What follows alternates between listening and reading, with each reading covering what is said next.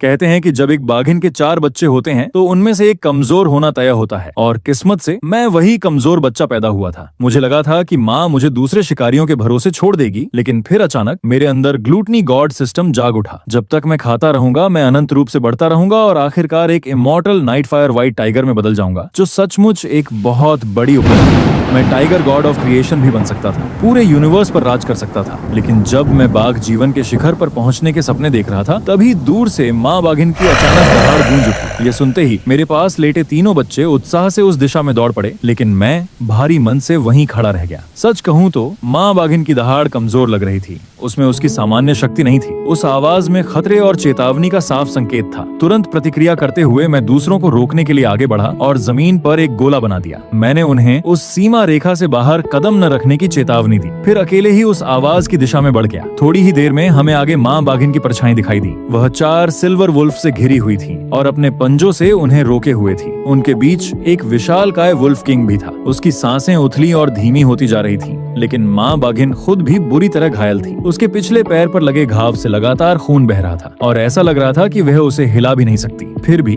चारों silver wolf हमला करने से हिचकिचा रहे थे। वे जानते थे कि सीधे टकराव में शायद सभी की हार हो सकती थी, लेकिन भेड़िए अपनी चालाकी के लिए मशहूर होते हैं और वे इतनी मूर्खतापूर्ण गलती करने वाले नहीं थे। अचानक उन्होंने अपनी पोजीशन बदल ली। 2 सिल्वर वुल्फ माँ बाघिन का ध्यान भटकाने के लिए सामने रहे, जबकि बाकी 2 चुपचाप जंगल में गायब हो गए। एक परछाइयों में छिपकर देख रहा था, जबकि दूसरा धीरे धीरे उसके पीछे पहुंच रहा था। यह एक साफ टैक्टिकल मूव था जो सही मौके का इंतजार कर रहा था। सामने वाले भेड़िए ने दहाड़ मारी और अगले ही पल दोनों सामने वाले भेड़ियों ने लगातार हमला शुरू कर दिया। वे आगे झपट्टा मारते और फिर पीछे हट जाते। कहते हैं ना, मरता हुआ ऊंट भी घोड़े से बड़ा होता है। अपनी चोट के बावजूद माँ बाघिन ने पास आते हुए एक भेड़िए को पीछे धकेल दिया, लेकिन अब हमें उनकी असली योजना समझ आ गई थी। वे उसे थकाने के लिए स्ट्रेटजी अपना रहे थे ताकि छिपा हुआ भेड़िया अंधेरे से हमला कर सके। समय बीतने के साथ माँ बाघिन की हरकतें धीमी होती गईं। मौका देखकर पीछे वाले सिल्वर वुल्फ ने अचानक छिपकर हमला कर दिया। माँ बाघिन ने पीछे के खतरे को महसूस कर लिया था, लेकिन जैसे ही उसने मुड़ने की कोशिश की, उसके घायल पैर में असहनीय दर्द उठा। वह लड़खड़ा गई। एक पल के लिए उसका शरीर जम गया और उसी नाजुक क्षण में मैं अचानक छलांग लगाकर दुश्मन की ओर दौड़ पड़ा। मैंने अपनी पूरी ताकत से उस सिल्वर वुल्फ के पार्श्व भाग पर प्रहार किया। मैं जानता था कि उनका सिर लोहे जैसा सख्त होता है, लेकिन उनकी कमर टोफू की तरह नरम होती है। भेड़िया हवा में उछल गया और फिर कभी नहीं उठा। माँ बाघिन और उसके साथी बाकी बचे तीनों भेड़िए इस अचानक हस्तक्षेप से पूरी तरह स्तब्ध रह गए। जब माँ बाघिन ने आखिरकार मुझे पहचाना तो उसके चेहरे पर आई राहत तुरंत चिंता में बदल गई। उसे अपने बच्चे की सुरक्षा की फिक्र थी। उसने मुझे भाग जाने के लिए कहा। उसे डर था कि शायद वह आज जीवित न बच पाए, लेकिन वह अपने वंश के अंत का विचार भी सहन नहीं कर सकती थी। हालांकि भागने के बजाय मैं मुड़ा और सीधे जमीन पर पड़े वुल्फ किंग की लाश की ओर दौड़ पड़ा। मैंने उसकी लाश को खाना शुरू कर दिया, माँ बाघिन की बातों को पूरी तरह अनुसना करते हुए। आखिरकार मैं अभी सिर्फ एक किशोर शावक था। माँ की सुरक्षा के बिना एक युवा बाघ के जीवित रहने की उम्मीद बहुत कम होती है और मेरा इस जीवन में अकेले रहने का कोई इरादा नहीं था। माँ बाघिन और मेरी 3 बहनें ही मेरा परिवार थीं। मैं उन्हें मरते हुए चुपचाप नहीं देख सकता था। जैसे ही मैंने वुल्फ किंग का मांस निगला, मेरे मन में एक परिचित आवाज गूंज उठी। सिस्टम ने पता लगाया कि मेरी ऊर्जा पूरी हो चुकी है। एवोल्यूशन शुरू हो रही थी। अचानक मेरे पूरे शरीर में तेज गर्मी दौड़ गई। अगले ही पल मेरा छोटा सा शरीर अपने मूल आकार से 3 गुना बड़ा हो गया। एक विशाल छाया उभरी जिसने पूरे माहौल को बदल दिया। इस भयानक परिवर्तन से भयभीत होकर भेड़ियों का झुंड घबराकर पीछे हट गया। यहाँ तक कि जिस भेड़िए को मैंने पहले घायल किया था वह भी दर्द भूलकर रेंगने की कोशिश करने लगा। मैंने नए टाइगर किंग की तरह एक ऐसी दहाड़ लगाई जिससे आसमान तक कांप उठा। उस आवाज में जानवरों के राजा का असली अधिकार झलक रहा था। उस दहाड़ के दबाव से भेड़िए पत्तों की तरह कांपने लगे। नए लीडर ने अपनी पूंछ दबाई और भाग गया। हालांकि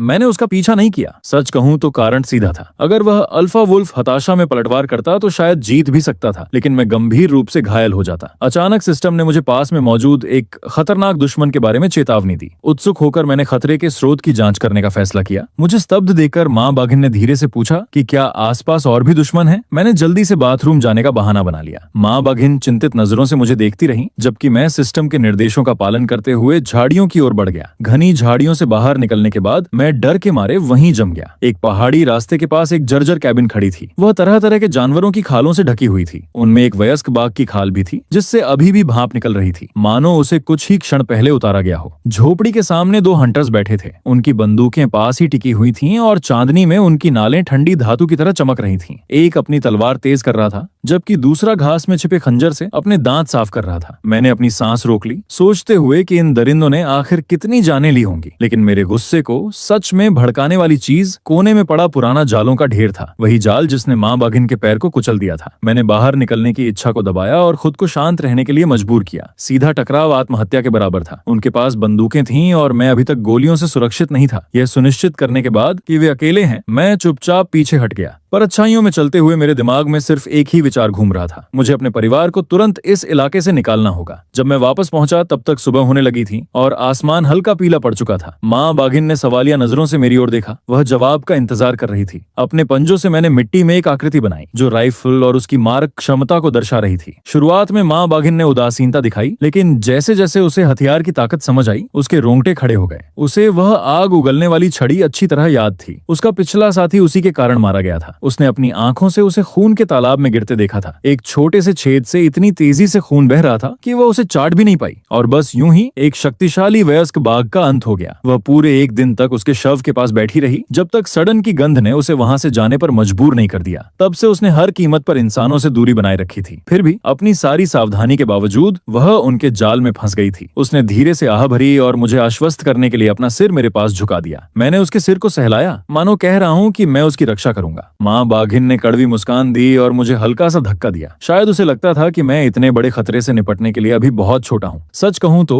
वह पूरी तरह गलत भी नहीं थी, लेकिन मैंने इसे एक व्यक्तिगत चुनौती के रूप में ले लिया। मैं टाइगर गॉड बनने के लिए दृढ़ संकल्पित था। मेरी हरकतों पर माँ बाघिन को हंसी आ गई और उसकी आंखों में मौजूद डर थोड़ा कम हो गया। मैंने इस मौके का फायदा उठाकर योजना पर चर्चा शुरू की। उसे 7 दिनों के भीतर फिर से चलने फिरने लायक होना था ताकि पूरा परिवार सुरक्षित स्थान पर जा सके। माँ बाघिन ने अपने बुरी तरह घायल पैर की ओर देखा और सिर हिला दिया। उसे संदेह था कि वह कभी पूरी तरह ठीक भी हो पाएगी या नहीं। मैंने उससे कहा कि चिंता न करे, मैं कोई न कोई रास्ता जरूर ढूंढ लूंगा। इसके बाद मैं ऐसी मेडिसिनल हर्ब्स की तलाश में निकल पड़ा जो हड्डियों और नसों को फिर से जोड़ सकें। हालांकि मुझे पता था कि इस जंगल में ऐसी चीजें बेहद दुर्लभ हैं। मैं पहाड़ी झाड़ियों में सूंघता और खोजता रहा। तभी अचानक मेरे दिमाग में एक बेहद सटीक सूचना आई। पास ही एक जंगली गिनसेंग पाया गया था। सिस्टम के निर्देशों का पालन करते हुए मैंने झाड़ियां हटाई और वहां मुझे वह कीमती जड़ मिल गई जिसका मैं इंतजार कर रहा था। यह एक अद्भुत औषधि थी। इससे भी बेहतर बात यह थी कि सिस्टम ने बताया कि इसे खाने से मुझे तुरंत 500 इवोल्यूशन पॉइंट्स मिलेंगे। हालांकि एक सामान्य बाघ इसे खाने के बाद काफी बीमार पड़ सकता था। मैं एक पल के लिए रुका, यह महसूस करते हुए कि यह सचमुच मेरी किस्मत थी। बिना किसी हिचकिचाहट के मैंने गिनसेंग को काटा और मिट्टी समेत पूरा निगल गया। अगले ही पल मेरे शरीर के अंदर गर्मी की एक शक्तिशाली लहर दौड़ गई। सिस्टम ने फिर से सूचना दी। मेरे इवोल्यूशन पॉइंट्स तेजी से बढ़ने लगे और अचानक मेरे सामने एक नया स्किल प्रकट हो गया। मैं इतना उत्साहित था कि लगभग गोल गोल घूमने लगा। यह स्किल मेरे लिए बिल्कुल परफेक्ट था। अब मुझे कभी भी गलती से जहरीली जड़ी बूटियां चुनने की चिंता नहीं करनी पड़ेगी। उसने तुरंत सिस्टम एक्टिव किया और आसपास सूंघना शुरू कर दिया। आसपास के पौधे तुरंत अलग अलग रंगों में दिखाई देने लगे। हरा रंग सुरक्षा का संकेत दे रहा था, लाल रंग जहरीले पौधों का, जबकि सुनहरा रंग उन पौधों को दिखा रहा था जिनका बाघों पर विशेष प्रभाव पड़ता था। तभी उसे एहसास हुआ कि जो गिनसेंग उसने खाया था वह उसकी नई दृष्टि में चमकते हुए सोने जैसा दिखाई दे रहा था। वाकई ये एक बड़ी खोज थी। ऐसा लग रहा था कि सिस्टम उसके लिए उम्मीद से भी ज्यादा मददगार साबित होने वाला है। उसने और सुनहरे पौधों की तलाश शुरू कर दी। जल्द ही उसे कई और पौधे मिल गए। उसने बड़ी मात्रा में एस्ट्रागैलास और एंजेलिका जैसी जड़ी बूटियां खा लीं और उन्हें इवोल्यूशन पॉइंट्स के बदले में जमा कर दिया। सिस्टम नोटिफिकेशंस लगातार लयबद्ध घंटियों की तरह उसके दिमाग में गूंजती रहीं। सिर्फ एक ही रात में उसने 2000 से अधिक एवोल्यूशन पॉइंट्स जमा कर लिए थे। वह खुशी खुशी अपना फायदा गिनने लगा। मांस का शिकार करने में घंटों लग जाते थे और बदले में सिर्फ कुछ अंक मिलते थे, जबकि जड़ी बूटियां इकट्ठा करना मानो मुफ्त का खजाना बटोरने जैसा था। लेकिन जैसा कि कहावत है, अत्यधिक खुशी अक्सर दुख का कारण बनती है। जब वह एक लिंगजी मशरूम लेकर वापस लौट रहा था, तभी अचानक उसके पेट में भयानक मरोड़ उठने लगी। तुरंत एक लाल वार्निंग मैसेज उसकी आंखों के सामने चमक उठा। उसने अत्यधिक मात्रा में गर्म प्रकृति वाली औषधीय जड़ी बूटियां खा ली थीं। चूंकि वह पूरी तरह स्थिति नहीं समझ पाया था, इसलिए सिस्टम ने सुझाव दिया कि या तो वह दवा के प्रभाव को खत्म करने के लिए एवोल्यूशन पॉइंट्स खर्च करे या फिर लगातार 3 दिन तक दस्त झेलने के लिए तैयार रहे। उसे ऐसा लगा मानो उसके साथ धोखा हो गया हो। आखिर सिस्टम ने पहले इसके बारे में बताया क्यों नहीं? कोई दूसरा रास्ता न होने पर उसने दांत पीसते हुए 200 इवोल्यूशन पॉइंट्स खर्च कर दिए। तभी धीरे धीरे उसकी तकलीफ कम होने लगी। लगता था सिस्टम उसे सब कुछ मुफ्त में नहीं देने वाला था। था, उसे संयम रखना सीखना होगा। जब वह मांद में लौटा तब तक सूरज काफी ऊपर चढ़ चुका था। माँ बाघिन अपने तीनों छोटे बच्चों के साथ धूप सेंक रही थी। बाई थोड़ी शरारत कर रही थी और अपनी ही पूंछ के पीछे भाग रही थी, जबकि बाएं मिंग और बाएं फैन पास में कुश्ती कर रहे थे। उसने माँ बाघिन के सामने लिंगजी मशरूम रख दिया, फिर इशारा किया कि वह इसे खाकर अपने घाव भरने की कोशिश करे। माँ बाघिन ने मशरूम को सूंघा और तुरंत नाक सिकोड़ ली। स्पष्ट था कि उसकी तीखी गंध उसे संदिग्ध लग रही थी। उसने बार बार भरोसा दिलाया कि यह जहरीला नहीं है। आखिरकार माँ बाघिन ने संदेह भरी निगाहों के साथ मशरूम निगल लिया। फिर सब उसकी प्रतिक्रिया का इंतजार करने लगे, लेकिन कुछ भी नहीं हुआ। न कोई दुष्प्रभाव आया और न ही उसका घाव तुरंत भरने लगा। तभी सिस्टम एनालिसिस सामने आया। एक सामान्य बाघ इस प्रकार की शक्ति को सीधे अवशोषित नहीं कर सकता था। इसके लिए अतिरिक्त उपचार की आवश्यकता थी, और जैसा कि बाद में पता चला, ये मामला उम्मीद से कहीं अधिक जटिल था। ऐसा लग रहा था कि केवल जड़ी बूटियां काफी नहीं होंगी, उसे आराम और भरपूर भोजन दोनों की जरूरत थी। वह शिकार पर निकलने ही वाला था कि अचानक सिस्टम फिर से सक्रिय हो गया, लेकिन इस बार उसकी आवाज अलग थी, ठंडी, धातु जैसी और असामान्य रूप से कर्कश। उसने पास ही एक और सिस्टम होल्डर का पता लगाया था। विरोधी का लेवल अज्ञात था और उसका फैक्शन स्टेटस या तो शत्रुता पूर्ण था या पूरी तरह अज्ञात। वह झटके से खड़ा हो गया। एक और सिस्टम होल्डर? आखिर यह कैसे संभव था? उसने तुरंत अपना शरीर नीचे झुका लिया और आसपास का निरीक्षण करने लगा। तभी उसकी उन्नत दृष्टि में एक चमकता हुआ लाल संकेत दिखाई दिया। वह तेजी से उसकी ओर बढ़ रहा था, करीब 300 मीटर दूर। उसने तुरंत माया बाघिन को संकेत दिया कि वह तीनों बच्चों को लेकर चट्टानों की दरार में छिप जाए। फिर वह अकेला उस घुसपैठिए का सामना करने आगे बढ़ गया। घनी झाड़ियों को पार करने के बाद उसने आखिरकार उस आकृति को देख लिया। वह एक स्नो व्हाइट फीमेल कूब थी। आकार में उससे थोड़ी छोटी, लेकिन उसकी आभा असाधारण थी। उसके शरीर के चारों ओर हल्की सुनहरी धुंध घूम रही थी। उसकी दृष्टि में वह रक्त लाल रंग में चमक रही थी और उसकी सुनहरी रोशनी से दमकती आंखें सीधे उसी पर टिकी हुई थीं। सच कहूं तो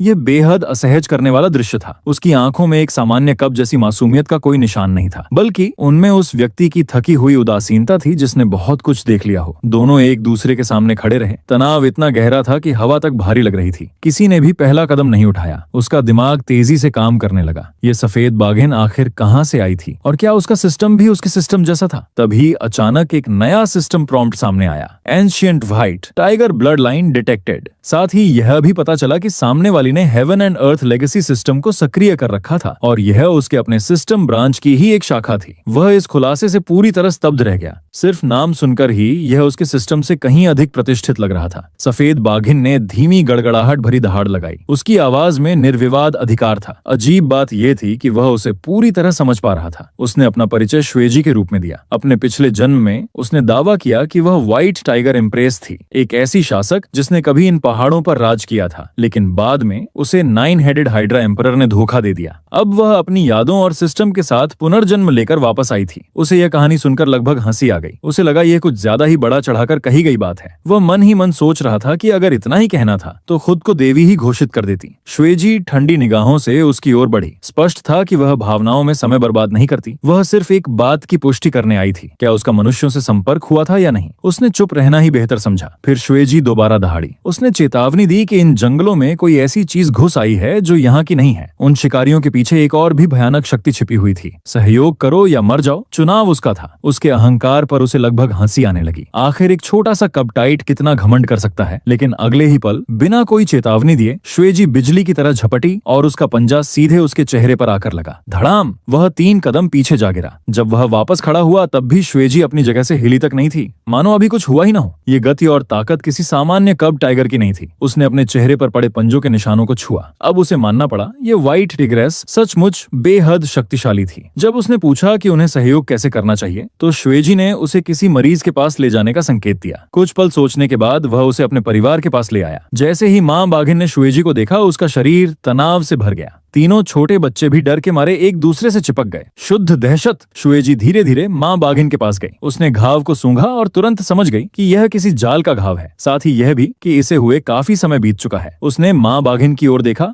और कहा कि वह खुशकिस्मत है, कम से कम उसकी हड्डी नहीं टूटी थी। फिर उसने गहरी सांस ली और मुड़ गई। जाते जाते उसने संकेत किया कि वह उसके पीछे आए। वह उसे सबसे बेहतरीन मेडिसिनल हर्ब्स दिखाने वाली थी। उसने माँ बाघिन की ओर देखा। माँ बाघिन ने हल्के से सिर हिलाकर उसे जाने की अनुमति दे दी। फिर वह श्वेजी के पीछे पीछे घने जंगल में चला गया। कुछ देर बाद वे एक छिपी हुई पहाड़ी दरार तक पहुंचे। पूरा एकदम चमकते हुए पौधों से भरा हुआ था। उसकी उन्नत दृष्टि में पूरी दुनिया सुनहरी दिखाई देने लगी। वह पूरी तरह अवाक रह गया। आखिर श्वेजी ने यह जगह खोजी कैसे? बिना पीछे देखे उसने जवाब दे दिया, यह उसके पिछले जन्म का क्षेत्र था, इसलिए उसे यहाँ की हर चीज याद थी। वह और सवाल पूछने ही वाला था कि अचानक सिस्टम अलर्ट गूंज उठा। वो जहाँ खड़े हैं उससे केवल 50 मीटर दूर एक अत्यधिक ऊर्जा प्रतिक्रिया दर्ज हुई थी। निर्देशों का पालन करते हुए उसने दरार के अंदर मौजूद एक छोटे से कुंड की ओर देखा। कुंड के बीचों बीच एक ग्लोविंग मशरूम खड़ा था। उसकी दृष्टि में उसकी रोशनी सूर्य जैसी चकाचौंध पैदा कर रही थी। श्वेजी की आंखें अचानक फैल गईं। स्पष्ट था कि उसने उस खजाने को पहचान लिया था। वह था 9 टर्न जेड गनोडर्मा। उसे यकीन नहीं हो रहा था कि यह अभी तक जीवित था। उसी समय सिस्टम ने एक नया संदेश दिखाया और उसका खून उत्साह से खौल उठा। एक बार इसे खाने पर ट्रांसफॉर्मेशन एबिलिटी अनलॉक हो जाएगी, जो आगे की प्रगति के लिए अनिवार्य शर्त थी। उसका दिल इतनी तेजी से धड़कने लगा कि मानो छाती फाड़कर बाहर निकल आएगा। ट्रांसफॉर्मेशन, एक टाइगर डीमन बनने की वह लेजेंडरी क्षमता जिसके बारे में उसने पिछले जन्म में जर्नी टू द वेस्ट पढ़ने के बाद अनगिनत बार कल्पना की थी। उसने कभी नहीं सोचा था कि वह वास्तव में इसका सामना करेगा। उसे स्तब्ध देखकर श्वेजी ने पंजे से उसे हल्का धक्का दिया, फिर चेतावनी दी, इतने बड़े खजाने का कोई न कोई गार्डियन अवश्य होगा। अपने पिछले जन्म में उसने एक विशाल पाइथन को इसकी रक्षा करते देखा था। उसने तुरंत अपना ध्यान वापस कुंड पर केंद्रित किया। पानी असामान्य रूप से शांत था और यही बात उसे सबसे ज्यादा डरावनी लग रही थी। उसकी सिस्टम विजन में पानी के नीचे एक विशाल लाल बिंदु दिखाई दे रहा था, इतना गहरा लाल कि लगभग काला लगता था। स्पष्ट रूप से एक अत्यंत खतरनाक दुश्मन। उसने श्वेजी की ओर देखा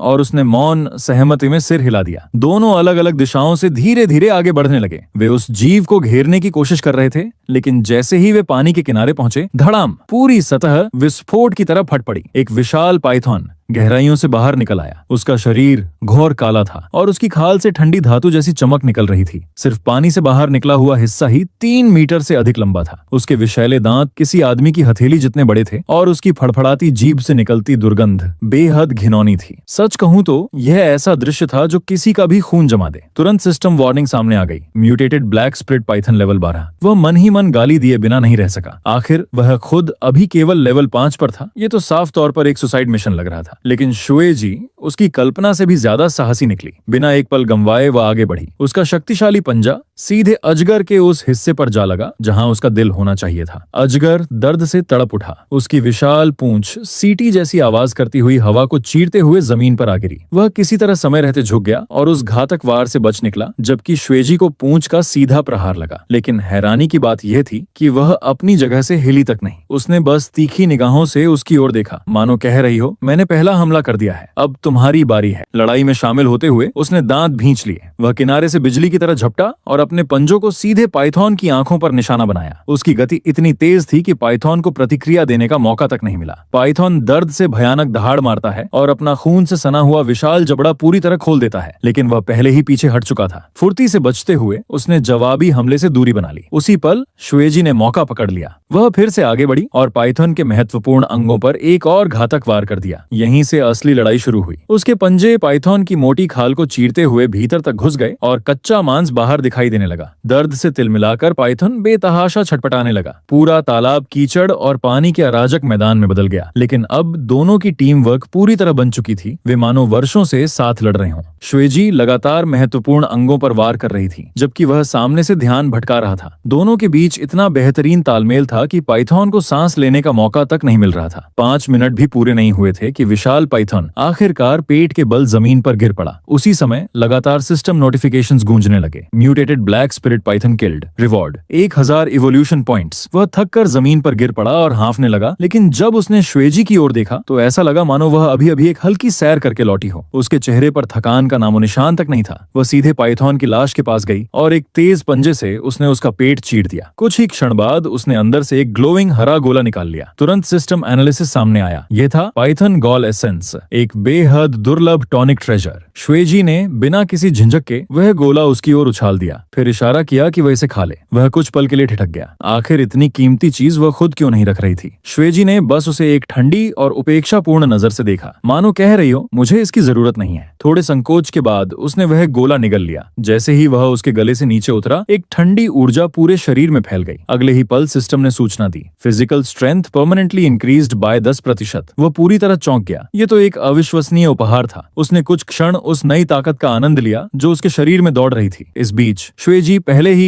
9 टर्न जेड गानोडेर्मा के पास पहुंच चुकी थी। उसने ग्लोइंग मशरूम को 2 हिस्सों में बांटा, फिर बिना कुछ कहे आधा हिस्सा उसकी ओर बढ़ा दिया। वह उसे हैरानी से देखने लगा। उसे लगा था कि वह पूरा खजाना खुद रख लेगी, लेकिन श्वेजी ने साफ कर दिया कि आधा हिस्सा उसके लिए भी उपयोगी था। उसे मानना पड़ा यह व्हाइट फीमेल कब आश्चर्यजनक रूप से निष्पक्ष थी। इसके बाद दोनों ने अपना अपना हिस्सा खा लिया। जैसे ही उसने 9 टर्न जेड गानोडेर्मा का आधा भाग निकला, उसके शरीर में ऊर्जा का विस्फोट हो गया। Transformation function unlocking, remaining time 72 hours. साथ ही उसे अतिरिक्त 3000 एवोल्यूशन पॉइंट्स भी प्राप्त हुए। पास ही बैठी श्वेजी भी सुनहरी रोशनी से घिर गई। उसे ऐसा लगा मानो वह उसके सिस्टम नोटिफिकेशंस की हल्की आवाज भी सुन सकता हो। इसके बाद दोनों पूरे दोपहर तालाब के किनारे पड़े रहे। दवा का प्रभाव इतना शक्तिशाली था कि उनमें से कोई एक मांसपेशी तक नहीं हिला पा रहा था। समय धीरे धीरे बीतता गया। जब सूरज ढलने लगा तभी उसने आखिरकार अपनी आंखें खोली और तुरंत उसे महसूस हुआ वह पहले से कहीं अधिक शक्तिशाली हो चुका था। उसने परीक्षण के लिए एक पंजा चलाया। धड़ाम! पास की चट्टान आसानी से टूट गई। उसकी ताकत में आया बदलाव साफ दिखाई दे रहा था। उसी समय श्वेजी भी जाग गई। उसने उसकी ओर देखा। इस बार उसकी आंखों में पहली बार वास्तविक स्वीकृति दिखाई दे रही थी। अब वह उसकी नजरों में सिर्फ बोझ नहीं था, कम से कम इतना तो साबित हो चुका था कि वह पूरी तरह बेकार नहीं है। वह बस आंखें घुमाकर रह गया। इसके बाद दोनों पाइथन का बचा हुआ मांस लेकर अपने ठिकाने की ओर लौट पड़े। जब माँ बाघिन ने उन्हें सुरक्षित लौटते देखा तो उसने राहत की सांस ली। उधर तीनों बच्चों ने जैसे ही ताजे मांस की खुशबू सूंघी, वे उत्साह से दौड़कर उनके चारों ओर जमा हो गए। माँ बाघिन हमेशा की तरह सबसे पहले आगे घुसने की कोशिश करने लगी, लेकिन उसने उसे धीरे से एक तरफ कर दिया और इशारा किया कि माँ बाघिन को पहले खाना चाहिए। माँ बाघिन बस मुस्कुरा दी। उसने सिर हिलाकर मना कर दिया। उसका कहना था कि बच्चे पहले खाएंगे। एक गहरी सांस लेते हुए उसने मांस का सबसे नरम हिस्सा अलग किया और उसे माँ बाघिन के लिए रख दिया। किनारे पर बैठी श्वेजी ये सब चुपचाप देख रही थी। उसकी ठंडी आंखों में कोई भाव नहीं था। कुछ क्षणों के लिए माहौल थोड़ा अजीब हो गया। आखिरकार माँ बाघिन ने उदारता दिखाते हुए श्वेजी को भी साथ खाने का निमंत्रण दिया। थोड़ी झिझक के बाद वो आगे बढ़ी। जरा इस दृश्य की कल्पना करो, 5 बाघिनें और एक नरबाघ सभी एक साथ बैठकर भोजन कर रहे थे। सच कहूँ तो ये दृश्य थोड़ा अजीब जरूर था, लेकिन किसी तरह सुखद भी लग रहा था। भोजन समाप्त होने के बाद उसने एक निर्णय लिया। आज रात वह औषधीय जड़ी बूटियां इकट्ठा करेगा। माँ बाघिन के घावों का इलाज अब और नहीं टाला जा सकता था। यह सुनकर श्वेजी ने भी साथ चलने की पेशकश की। माँ बाघिन ने सिर हिलाकर दोनों को सावधान रहने के लिए कहा और इस तरह वे दोनों फिर से रात के अंधेरे में निकल पड़े। उसकी उन्नत दृष्टि के कारण चारों ओर सुनहरी रोशनियां दिखाई दे रही थीं। वह पौधों का पता लगाता और श्वेजी उनकी पहचान करती। उसके पिछले जन्म का अनुभव अविश्वसनीय रूप से उपयोगी साबित हो रहा था। कई बार सिस्टम किसी पौधे को सुरक्षित बताता, लेकिन श्वेजी उसे छूने से भी मना कर देती, क्योंकि उसके अनुसार वह जहरीला था। दूसरी तरफ कई ऐसी जड़ी बूटियां थीं जिन्हें वे उत्कृष्ट औषधि बताती थी। हालांकि सिस्टम उनमें कोई विशेष प्रतिक्रिया नहीं दिखाता था। उसने उसकी सलाह मानकर कुछ पौधों को आजमाया और आश्चर्यजनक रूप से सिस्टम ने तुरंत लाभ की पुष्टि कर दी। Purification points obtained, blood circulation improved. उसे महसूस हुआ कि श्वेजी सचमुच फार्माकोलॉजी का चलता फिरता ज्ञानकोश है। आखिर वे खुद को रोक नहीं पाया। उसने पूछा कि क्या उसने अपने पिछले जीवन में चिकित्सा की पढ़ाई की थी। श्वेजी का जवाब बहुत सरल था, खाकर सीखा है। अनुभव सबसे अच्छा शिक्षक होता है। और सच कहें तो उसकी बात में दम था। जैसे जैसे वे जंगल में आगे बढ़ते गए, उनका तालमेल और बेहतर होता गया। वह जड़ी बूटियां ढूंढता और श्वेजी उनकी पहचान करती। सिर्फ 2 घंटों में उन्होंने औषधियों का एक विशाल ढेर इकट्ठा कर लिया। माँ बाघिन के लिए जरूरी सूजन रोधी जड़ी बूटियां भी मिल चुकी थीं। वे वापस लौटने ही वाले थे कि अचानक श्वेजी रुक गई। उसके कान खड़े हो गए और पूरा शरीर तनाव से भर गया। उसे अंधेरे में कुछ महसूस हुआ था। अगले ही पल उन्हें भी सुनाई दिया। धम धम धम। घने जंगल की गहराइयों से भारी कदमों की आवाज गूंज रही थी। हर कदम के साथ जमीन हल्की कांप रही थी। उसकी सिस्टम में विजन में एक विशाल पीली रोशनी दिखाई दी। ये किसी ब्लैक स्पिरिट हॉर्स से भी बड़ा जीव था। श्वेजी ने धीमी आवाज में कहा, एक वयस्क ब्लैक बियर, लेकिन इसके साथ कुछ गड़बड़ है। जैसे ही उसने ध्यान से देखा, उसे भी अंतर समझ आ गया। भालू की आंखें पूरी तरह खून जैसी लाल थीं और उसके जबड़ों से लगातार लार टपक रही थी। वह किसी पागल जानवर जैसा लग रहा था। तुरंत सिस्टम वार्निंग सामने आई। भालू किसी विशेष विष से संक्रमित था और वह इस समय अत्यधिक हिंसक बर्सर्क स्टेट में था। सिस्टम ने सलाह दी कि वे रास्ता बदल लें, लेकिन श्वेजी ने सिर हिला दिया। अब बहुत देर हो चुकी थी। भालू उनकी गंध पहचान चुका था। अगले ही पल वह बेकाबू ट्रेन की तरह उनकी ओर दौड़ पड़ा। रास्ते में आने वाले छोटे पेड़ उसके शरीर से टकराकर टूटते जा रहे थे। उसने निराश होकर आह भरी। अब लड़ाई के अलावा कोई विकल्प नहीं था। श्वेजी तुरंत आगे बढ़ गई, लेकिन इस बार उसने सीधे हमला नहीं किया। वह चतुराई से भालू के बगल में पहुंची और उसके पेट पर जोरदार वार कर दिया। भालू दर्द से दहाड़ उठा और उसका विशाल पंजा हवा चीरता हुआ घूम गया, लेकिन शिवजी पहले ही पीछे हट चुकी थी। धड़ाम, भालू का हमला जमीन पर लगा और एक गहरा गड्ढा बन गया। उसी क्षण एमसी पीछे से झपटा और अपने दांत भालू के पैर में गड़ा दिए। भालू ने उसे झटकने की कोशिश की, लेकिन वो अपनी पकड़ नहीं छोड़ा। भालू पूरी तरह असंतुलित हो चुका था। उसी समय श्वेजी सामने से वापस आ गई और उसने लगातार हमले शुरू कर दिए। दोनों तरफ से घिरने के कारण भालू पूरी तरह नियंत्रण खो बैठा और तभी धड़ाम, श्वेजी का पंजा सीधे उसके चेहरे पर जा लगा। इतना शक्तिशाली वार कि उसकी एक आंख बाहर निकल आई। दर्द से पागल होकर भालू बेतहाशा छटपटाने लगा, लेकिन श्वेजी रुकी नहीं। एक वार, दूसरा वार, तीसरा वार और विशालकाय भालू जमीन पर ढेर हो गया। उसने दोबारा उठने की कोशिश की, लेकिन श्वेजी उससे तेज थी। उसने अपने जबड़े सीधे भालू के गले में गड़ा दिए और छोड़ने से इनकार कर दिया। 1 मिनट से भी कम समय में भालू ने आखिरी सांस ले ली। वह अविश्वास से यह सब देखता रह गया। यह फाइट टिग्रेस सचमुच प्रकृति की एक विनाशकारी शक्ति थी। श्वेजी ने धीरे से अपनी पकड़ छोड़ी, फिर उसे एक ठंडी तिरछी नजर से देखा। उसकी आंखें साफ कह रही थीं,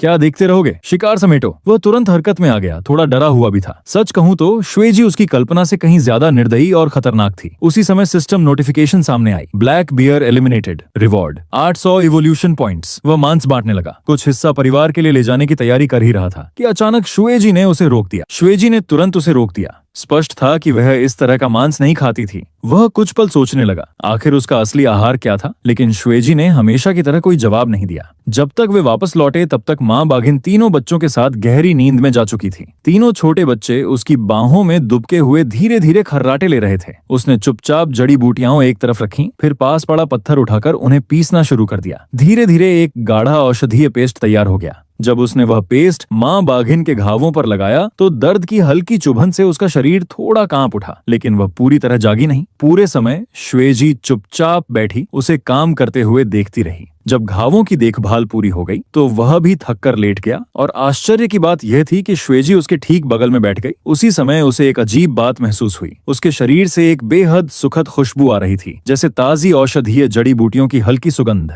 वह कुछ पल झिझका, फिर हिम्मत करके पूछ बैठा, क्या उसके पिछले जीवन में कभी कोई मैड या निजी सेविका थी? श्वेजी ने बस उसकी ओर एक ठंडी और खतरनाक नजर डाली। कोई जवाब नहीं, बस वही खामोश घूरना। उसने तुरंत समझदारी दिखाई और चुप हो गया। दूसरी बार पूछने की हिम्मत उसने बिल्कुल नहीं की, लेकिन आधी रात होते होते अचानक कुछ बदल गया। श्वेजी का शरीर आग की तरह तपने लगा। वह घबरा कर तुरंत उसकी ओर दौड़ा। उसी समय सिस्टम नोटिफिकेशन सामने आई। Evolution process detected. उसके शरीर के भीतर ऊर्जा का प्रवाह लगातार हिंसक होता जा रहा था। कुछ ही मिनटों में श्वेजी की हालत कमजोर पड़ने लगी। आखिरकार वह लड़खड़ाकर उसकी बाहों में गिर गई। उसका पूरा शरीर कांप रहा था। अपनी बची हुई आखिरी ताकत जुटाकर उसने धीमी गुर्राहट निकाली। स्पष्ट था कि वह उसे निर्देश दे रही थी, मेरी रक्षा करो, किसी को भी पास मत आने देना। फिर उसने चेतावनी दी, अगर वह चीज इस समय उनकी मौजूदगी महसूस कर लेती है तो वे दोनों यहीं मर जाएंगे। ये सुनते ही उसके कान खड़े हो गए। उसने तुरंत अपनी एनहांस्ड विजन सक्रिय की और पूरे इलाके को स्कैन करना शुरू कर दिया। फिलहाल मिनी मैप में कोई लाल बिंदु दिखाई नहीं दे रहा था, लेकिन एक सवाल उसके दिमाग में बार बार घूम रहा था। आखिर ऐसी कौन सी चीज थी जिससे हुएजी जैसी टाइग्रेस भी डरती थी? समय धीरे धीरे बीतता गया और श्वेजी का तापमान लगातार बढ़ता गया, यहाँ तक कि वह उसके फर के आर पार झुलसा देने वाली गर्मी महसूस कर सकता था। उसकी सांसें तेज और उथली हो गईं और उसके पंजे अनजाने में जमीन को चीरने लगे। वह चुपचाप उसे अपने शरीर से ढक लेता है ताकि रात की ठंडी हवा उसके विकास में बाधा न बने। और तभी वह घटना हुई।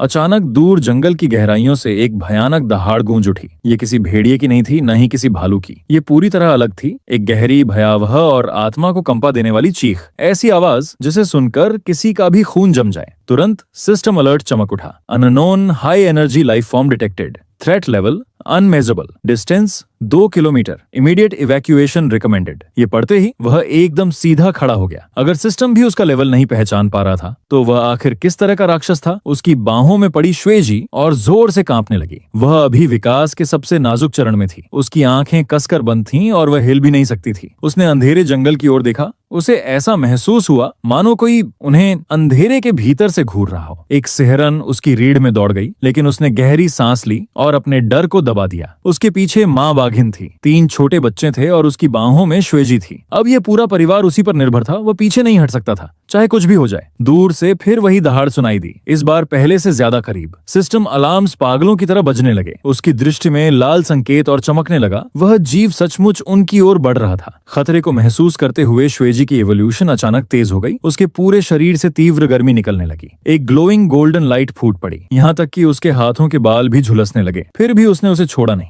वह जानता था अगर यह प्रक्रिया टूट गई तो श्वेजी की सारी मेहनत बर्बाद हो जाएगी और शायद उसकी जान भी चली जाएगी। गर्जनाएं लगातार करीब आती जा रही थीं। हर पल मौत और करीब महसूस हो रही थी। फिर जैसे ही वह रहस्यमय जीव सामने आने वाला था, श्वेजी की आंखें खुल गईं। धड़ाम! उसके शरीर से गोल्डन एनर्जी का विस्फोट हुआ। वह उसकी बाहों से छलांग लगाकर बाहर निकली और जैसे ही जमीन पर उतरी, उसका शरीर पहले से काफी बड़ा हो चुका था। उसके फर पर हल्की नीली चमक दौड़ रही थी और उसकी आंखें घूमते हुए तारों जैसी लग रही थीं। वह आने वाले खतरे की दिशा में देखती है और धीमी लेकिन गूंजती हुई गुर्राहट निकालती है। उस आवाज में अजीब सा अधिकार था। अचानक पूरा जंगल शांत हो गया, पूरी तरह शांत। घने अंधेरे में छिपा वह रहस्यमय जीव रुक गया। कुछ तनावपूर्ण क्षण बीते, फिर भारी कदमों की आवाज धीरे धीरे दूर जाने लगी और आखिरकार सिस्टम अलार्म टर्मिनेटेड। खतरा टल चुका था। उसने राहत की लंबी सांस छोड़ी। उसका शरीर लगभग जवाब दे चुका था। वह थक कर गिरने ही वाला था, लेकिन उसी समय शूजी ने उसकी ओर देखा। एक अजीब सी नजर जिसे वह पूरी तरह समझ नहीं पाया। ऐसा लग रहा था जैसे वह पहली बार उसे स्वीकार कर रही हो, मानो सोच रही हो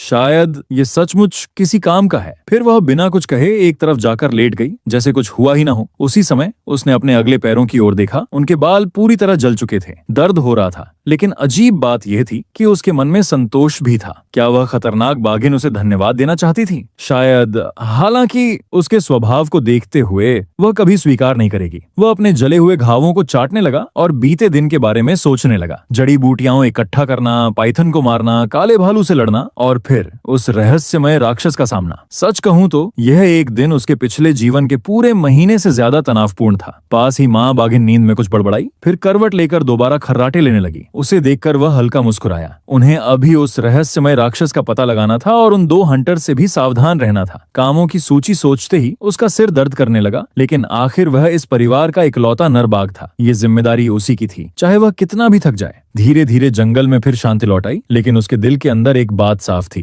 असली तूफान अभी आया नहीं था और वह हमेशा के लिए छिपा भी नहीं रह सकता था। जैसे ही उसे नींद आने लगी, वही भयानक दहाड़ फिर गूंज उठी, इस बार पहले से कहीं ज्यादा करीब। उसकी आंखें तुरंत खुल गईं, कान खड़े हो गए और सिस्टम अलार्म फिर बज उठा। Unknown creature approaching rapidly, distance 1 kilometre. इस बार वह सचमुच उनकी ओर आ रहा था। पास ही शुएजी अभी भी विकास के प्रभाव से कांप रही थी। शोर सुनकर माँ बाघिन भी जाग गई और तीनों बच्चे डर के मारे एक दूसरे से चिपक गए। उसने गहरी सांस ली। अब भागने का समय खत्म हो चुका था। जो भी आने वाला था उसे उसका सामना करना ही होगा। उसने माँ बाघिन को आदेश दिया कि वह बच्चों को चट्टानों की दरारों में और अंदर ले जाए। इसके बाद वह अकेला आगे बढ़ गया। पीछे से शूजी ने धीमी गुर्राहट निकाली, मानो सावधान रहने की चेतावनी दे रही हो, लेकिन उसने बिना पीछे देखे अपनी पूंछ हिलाई और झाड़ियों में गायब हो गया। कुछ देर बाद घने जंगल के बीच उसने आखिरकार उस जीव को देख लिया। एक विशाल मॉनिटर लिजर्ड, लगभग 3 मीटर लंबी। उसका पूरा शरीर गहरे लाल रंग के शल्कों से ढका था। उसके पैर खंभों जितने मोटे थे और उसकी पूंछ उसके शरीर से भी लंबी थी। उसके मुंह से लगातार गाढ़ी लार टपक रही थी, जो जमीन पर गिरते ही चटकने लगती थी। तुरंत सिस्टम आइडेंटिफिकेशन सामने आया। Mutated monitor, lizard level 10। वह खुद अभी केवल लेवल 5 पर था। दोनों के बीच शक्ति का अंतर बेहद भयावह था। सच कहूं तो उसे लगा जैसे पूरी दुनिया उसी को मारने पर तुली हुई है। छिपकली ने उसे देख लिया। उसने अपना विशाल जबड़ा खोला और धातु के रगड़ने जैसी भयावह चीख निकाली, लेकिन उसने लड़ाई शुरू नहीं की। वह मुड़ा और पूरी ताकत से भागने लगा। ये कायरता नहीं थी, उसे सिर्फ बेहतर युद्ध क्षेत्र चाहिए था। सीधे मुकाबले में वह 1 सेकंड भी नहीं टिक सकता था। विशाल छिपकली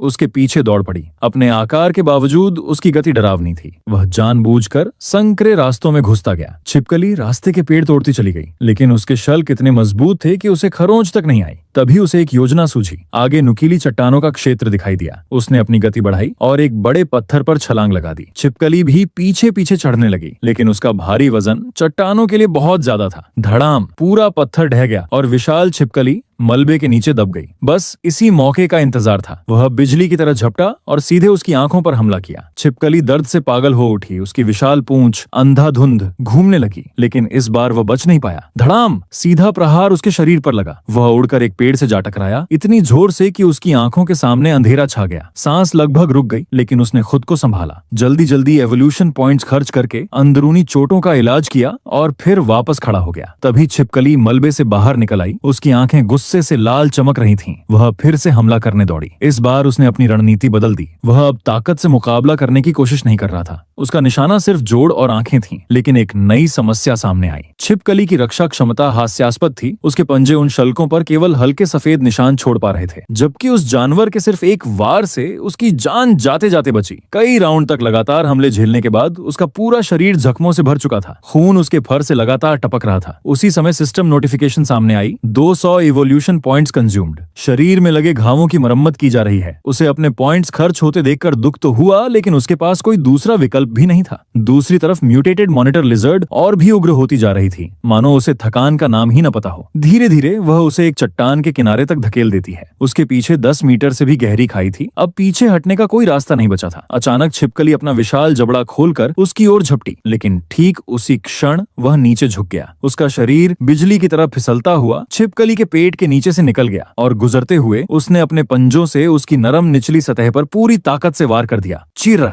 एक गहरा घाव खुल गया। गाढ़ा हरा खून चारों तरफ बिखर गया। दर्द से छिपकली की आंखें लाल हो उठी। वह पागलों की तरह तड़पने लगी। मौका देखकर वह तुरंत उसके पीछे पहुंचा और उसकी पूंछ के निचले हिस्से पर अपने दांत गड़ा दिए। यही वह जगह थी जहां उसके शल्क सबसे पतले थे। उसने पूरी ताकत से काट लिया। मांस फटने की आवाज गूंज उठी। छिपकली पागलों की तरह पलटकर उसे काटने की कोशिश करने लगी। उसकी विशाल पूंछ हवा चीरती हुई इधर उधर घूम रही थी। हर झटके के साथ वह खिलौने की तरह उछल रहा था, लेकिन उसने पकड़ नहीं छोड़ी। उसके दांत और गहरे ढांसते चले गए। खून का स्वाद महसूस करते ही उसे समझ आ गया कि छिपकली आखिरकार घबरा गई थी और अब वह भागने की कोशिश कर रही थी। वह पूरी ताकत से आगे दौड़ने लगी, बस किसी तरह इस लगातार चिपके हुए दुश्मन से पीछा छुड़ाने के लिए। घसीटते हुए वह उसे जंगल के भीतर ले गई। कभी झाड़ियों से टकराता, कभी चट्टानों से। उसका शरीर जगह जगह फट चुका था। खून से लथपथ हालत में भी वह दांत भींचकर पकड़ बनाए रहा। इस बीच सिस्टम अलर्ट्स लगातार बजती रहीं। इवोल्यूशन पॉइंट्स 2000 से 1000, 1000 से 500 पॉइंट्स तेजी से खत्म हो रहे थे, लेकिन वह जानता था कि अगर अभी छोड़ दिया तो अब तक की सारी मेहनत बेकार हो जाएगी। आखिरकार जब उसके अंक घटकर केवल 300 रह गए, छिपकली की ताकत टूटने लगी। उसकी सांसें भारी हो गईं। यही मौका था। उसने पूरी ताकत लगाकर उसकी पूंछ से मांस का एक बड़ा टुकड़ा नोच डाला। दर्द से छिपकली चीख उठी और लड़खड़ाकर जमीन पर गिर पड़ी। वह तुरंत उसकी पीठ पर कूद गया, फिर उसके सिर के पिछले हिस्से पर लगातार वार करने लगा। 1, 2, 3 हर प्रहार हड्डी तक पहुंच रहा था। कड़क, आखिरकार उसकी खोपड़ी टूट गई। कुछ अंतिम झटकों के बाद विशाल छिपकली पूरी तरह शांत हो गई। उसी समय सिस्टम नोटिफिकेशन गूंज उठी। Mutated Titan monitor lizard killed successfully. 1500 evolution points awarded. Level up, current level 6।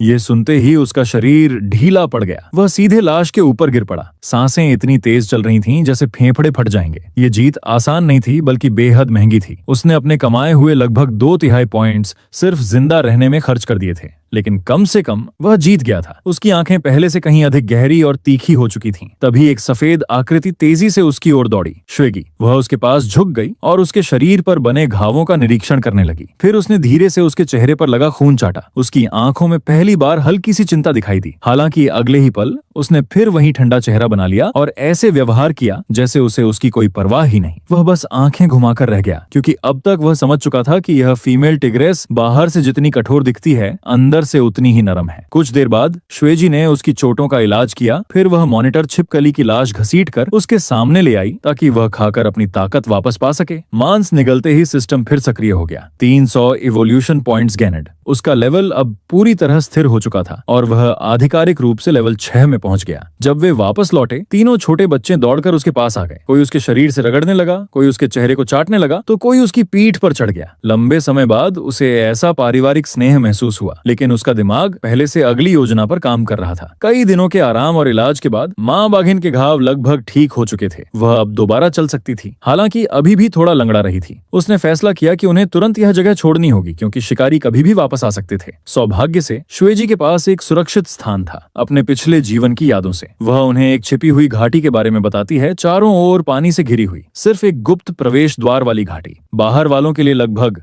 अदृश्य, एक आदर्श सेफ जोन। माँ बाघिन ने भी तुरंत सहमति दे दी। यात्रा शुरू हुई। वह छोटे बैवा को उठाता है, श्वेजी अपनी पीठ पर बेमिंग को लेती है, जबकि माँ बाघिन बाइफन को संभालती है। 6 सदस्यों का परिवार रात के अंधेरे में निकल पड़ता है। शूजी सबसे आगे और वह पीछे रहकर पहरा देता है। लगभग 2 घंटे तक वे घने जंगलों और नदी किनारों से गुजरते रहते हैं, धीरे धीरे अपनी नई मंजिल के करीब पहुंचते हुए। लेकिन तभी एक खुले मैदान में पहुंचते ही श्वेजी अचानक रुक जाती है। उसके कान खड़े हो जाते हैं। उसे इंसानों की गंध आ रही रही थी। उसने भी ध्यान लगाया और तुरंत सिस्टम वार्निंग सामने आ गई। Armoured humans detected. Distance 200 metre. उसका दिल बैठ गया। शिकारी उनके बेहद करीब पहुंच चुके थे। माँ बाघिन तुरंत तीनों बच्चों के सामने खड़ी हो गई। उसका शरीर डर से कांप रहा था। उसने सभी को पूरी तरह चुप रहने का संकेत दिया, लेकिन तभी बदकिस्मती ने दस्तक दी। छोटी बैवा को अचानक छींक आ गई। आवाज बहुत धीमी थी, लेकिन रात की खामोशी में साफ सुनाई दे गई। कुछ सेकंड बाद एक इंसानी आवाज सुनाई दी, फिर राइफल की बोल्ट क्लिक। उसकी रीढ़ में सिहरन दौड़ गई, लेकिन इस श्वेजी ने तुरंत प्रतिक्रिया दी। उसने अपनी पूंछ से तीनों बच्चों को झाड़ियों में धकेल दिया, फिर उसकी ओर देखा। एक तीखी नजर। संदेश बिल्कुल साफ था, अलग हो जाओ। अगले ही पल वे दोनों विपरीत दिशाओं में भाग पड़े। योजना काम कर गई। दोनों शिकारी बढ़ गए। एक उसके पीछे दौड़ा, दूसरा श्वेजी के पीछे। वह पूरी ताकत से भाग रहा था, लेकिन पीछे आते कदम और करीब होते जा रहे थे। धाएं। अचानक गोली चली। गोली उसके कान के पास से सीटी बजाती हुई निकल गई। दर्द की गर्म लपट उसके शरीर में दौड़ गई, लेकिन उसने रुकना मंजूर नहीं किया। वह लगातार दिशा बदलते हुए भागता रहा। फिर भी शिकारी परछाई की तरह पीछे लगा रहा। टॉर्च की रोशनी उसे कहीं छिपने नहीं दे रही थी, और तभी system alert, dead and ahead. उसका दिल डूब गया। सामने ऊंची चट्टान थी, पीछे शिकारी। अब बचने का कोई रास्ता नहीं था। शिकारी मुस्कुराता हुआ आगे बढ़ा। राइफल उसकी ओर तनी हुई थी और वह धमकी दे रहा था कि उसे जिंदा खाल उतार देगा। लेकिन ठीक उसी समय system store offer appeared. Skill available, environmental camouflage, cost 100 evolution points. ये क्षमता उसके फर को आसपास के वातावरण में पूरी तरह घुला सकती थी। टाइम लिमिट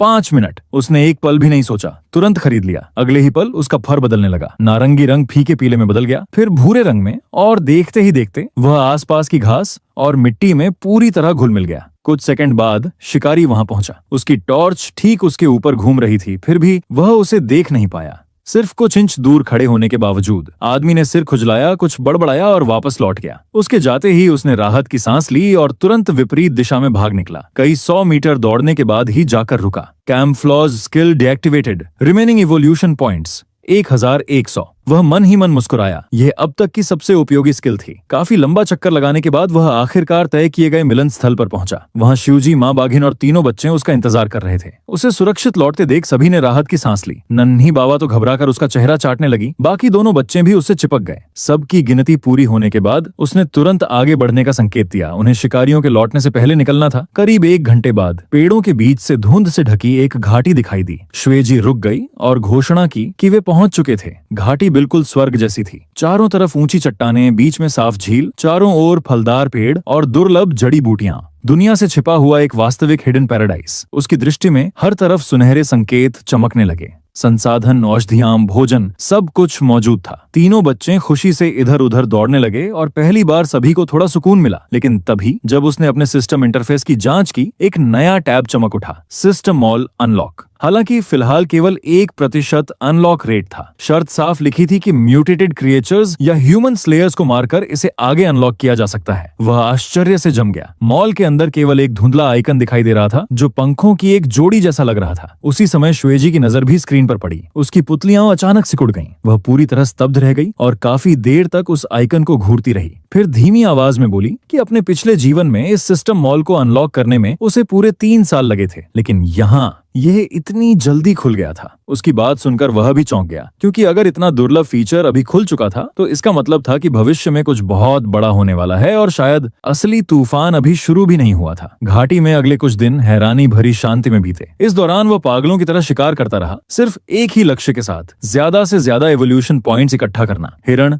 खरगोश, जंगली पक्षी, यहाँ तक कि झील की मछलियां भी उसके निशाने से नहीं बचीं। हर दिन सिस्टम नोटिफिकेशंस लगातार बजती रहती थीं। धीरे धीरे उसके अंक 800 से बढ़कर 1200 हुए, फिर 1500 और आखिरकार 2000 तक पहुंच गए। हालांकि 50,000 अंकों के लक्ष्य के सामने यह अभी भी बहुत कम था, लेकिन उसने हार नहीं मानी। जल्द ही उसके दिमाग में एक नया विचार आया। अगर औषधीय जड़ी बूटियां उसके लिए फायदेमंद थीं, तो शायद परिवार के बाकी सदस्यों के लिए भी हो सकती थीं। उसने शिकार के मांस में विभिन्न मेडिसिनल हर्ब्स मिलाना शुरू कर दिया। माँ बाघिन ने वह खाना खाना शुरू किया और कुछ ही दिनों में उसके घाव उम्मीद से कहीं ज्यादा तेजी से भरने लगे। उसके पैरों की सूजन कम हो गई और चलना भी आसान होने लगा। दूसरी तरफ तीनों बच्चों में भी बदलाव दिखने लगे। उनके शरीर पहले से ज्यादा मजबूत हो रहे थे, पर चमकदार और घना हो गया था। सबसे भोली भाली माँ बाघिन भी अब एक पंजे के वार से छोटे पत्थर तोड़ सकती थी। ये देखकर वह बेहद संतुष्ट हुआ। लेकिन परिवार में सबसे अजीब प्रगति श्वेजी की थी। उसे कभी समझ नहीं आया कि वो वास्तव में मजबूत कैसे होती है, क्योंकि वह लगभग शिकार ही नहीं करती थी। ज्यादातर समय वह घाटी की ऊंची चट्टान पर आंखें बंद करके बैठी रहती और उसके चारों ओर हल्की सुनहरी ऊर्जा घूमती रहती। सिस्टम ने जल्द ही इसका कारण बता दिया कि शुएजी अपने पिछले जीवन की कल्चरेशन टेक्निक्स का अभ्यास कर रही थी, और सबसे डरावनी बात यह थी कि वह हर दिन लगभग 1000 अंक के बराबर प्रगति कर रही थी। यह सुनकर उसका आत्मविश्वास थोड़ा हिल गया, क्योंकि वह दिन रात मेहनत करके मुश्किल से 500 अंक जुटा पाता था। एक दिन उसने चुपके से प्रतियोगिता करने का फैसला किया। उसने ढेर सारी जड़ी बूटियां खाई, इतनी कि उसका पेट फूल गया, लेकिन फिर भी उसे सिर्फ 500 अंक ही मिले। जब उसने गर्व से शुएजी की ओर देखा तो उसने बस एक आंख खोली और उसे ऐसी नजर से देखा जिसमें साफ लिखा था, तुम अभी भी एक लकी न्यूबी हो। उसका चेहरा तुरंत उतर गया। वह बहस करना चाहता था, लेकिन कोई जवाब नहीं मिला, क्योंकि अंदर ही अंदर वह जानता था कि शुएजी सच कह रही है। पास ही माँ बाघिन यह सब देखकर मुस्कुरा रही थी। उसके घाव लगभग पूरी तरह ठीक हो चुके थे और अब वह फिर से एक असली माँ की तरह व्यवहार करने लगी थी। तीनों बच्चे पूरी तरह उसके नियंत्रण में थे। जब माँ बाघिन एक आवाज लगाती, तीनों तुरंत उसके पास दौड़ाते। जब वह डांटती तो तीनों सिर झुकाकर बैठ जाते। घाटी का जीवन धीरे धीरे स्थिर होने लगा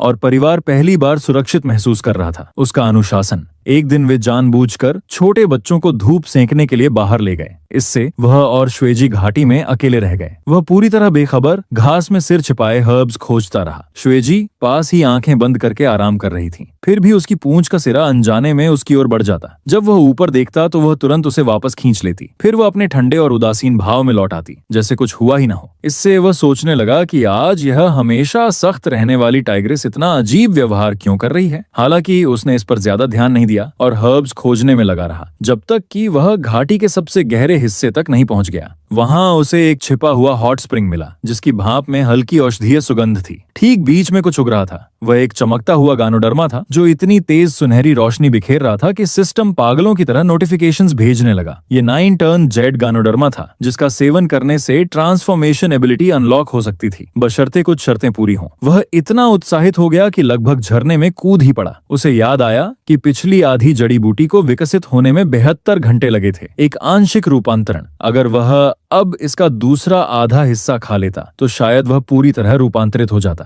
बिना सोचे समझे वह पानी में कूद गया और चमकते हुए खजाने की ओर तैरने लगा। पानी गर्म और आरामदायक था, लेकिन जैसे ही उसने जड़ी बूटी तोड़ने के लिए पंजा बढ़ाया, वह टुकड़ा चकनाचूर हो गया। अगले ही पल झरने का तल फट गया और पानी की लहरें चारों ओर फैल गईं। एक विशाल सरपेंट प्रकट हुआ, जिसकी काली खाल पर लाल चमक थी और जिसके दांत उसके अगले पैरों जितने लंबे थे। उसने मन ही मन अपनी किस्मत को कोसा, क्योंकि सिस्टम वार्निंग उसी समय सामने आई जब विशाल सरपेंट ने हमला किया। वह एक तरफ कूदकर बाल बाल बचा, लेकिन वह जीव पानी में अविश्वसनीय रूप से तेज था। उसकी पूंछ का जोरदार वार सीधे उस पर पड़ा और वह पानी में लुढ़क गया। उसने जल्दी से प्यूरिफिकेशन पॉइंट्स खर्च करके खुद को ठीक किया। तभी शुएजी वहां पहुंच गई। बिना कुछ कहे वह झरने में कूद गई और सीधे सरपेंट के वाइटल पॉइंट पर वार किया। असहनीय दर्द से सरपेंट तड़प उठा। उसने मौके का फायदा उठाते हुए सामने से उसका ध्यान अपनी ओर खींच लिया। शुएजी पीछे से घूमी और उसके कवच अनुमा शल्कों को चीरते हुए कुशलता से सरपेंट का आर्म निकाल लिया। कुछ आखिरी संघर्षों के बाद रेड स्पिरिट पाइथन हिलना बंद कर दिया। सिस्टम नोटिफिकेशन गूंज उठी। मारने पर 1500 अंक, साथ ही हाई लेवल के दुश्मन को हराने पर 500 अंकों का बोनस। 8वें लेवल पर पहुंचकर वह झरने के किनारे गिर पड़ा और सांस लेने के लिए हांफने लगा। तभी शुएजी उसके पास गानोडर्मा लेकर आई। उसने जड़ी बूटी को 2 हिस्सों में बांटा और आधा हिस्सा उसे दे दिया। यह देखकर वह पूरी तरह हैरान रह गया। उसने पूछा कि क्या उसे एहसास है कि यह कितना कीमती है। उसे पता था बेशक, लेकिन अकेले खाना उतना संतोषजनक नहीं होता। इसके अलावा अगर वह मजबूत हो जाती तो वह भी सुरक्षित रहता। शुएजी चुप रही। आखिरकार उसके बर्फ जैसे चेहरे पर भावनाओं की एक झलक दिखाई दी। पहली बार वह मुस्कुराई, हालांकि उसके होंठों पर केवल हल्की सी मुस्कान थी, और उसने धीरे से उसे मूर्ख कहा। उसने गानोडर्मा लिया और निगल लिया। जल्द ही वे दोनों झरने के किनारे लेट गए और औषधीय शक्ति को अवशोषित करने लगे। उसके भीतर तीव्र ऊर्जा का विस्फोट हुआ। सिस्टम ने घोषणा की कि ट्रांसफॉर्मेशन टाइमर रीसेट हो गया है। अगला रूपांतरण 72 घंटों में होगा, लेकिन इस बार उसे अतिरिक्त 2000 प्यूरिफिकेशन पॉइंट्स मिले। शुएजी भी सुनहरी रोशनी से जगमगा रही थी। जैसे जैसे उसका शरीर बड़ा हुआ, उसके फर पर हल्की सुनहरी चमक आने लगी। उस रात वह सुनहरे आवरण में लिपटकर